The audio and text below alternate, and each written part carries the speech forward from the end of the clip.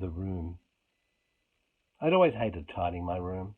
Every night I stared at my messy room with clothes lying on the floor and gaming consoles scattered over my bedside table.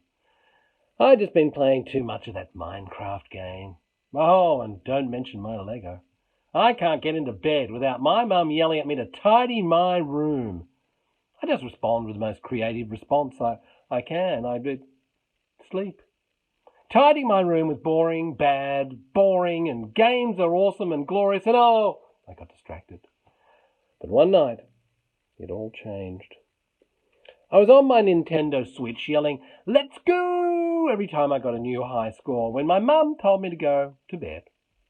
After a half hour of arguing, I eventually gave up. That night, I couldn't sleep.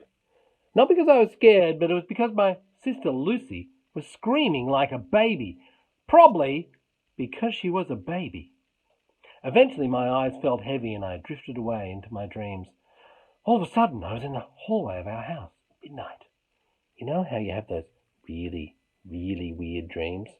This was one of them. I opened my door. Rubbish! A pile of it. The garbage was tumbling down towards me, and the last thing I heard was my mother yelling, "I told him to tidy his room." Then darkness.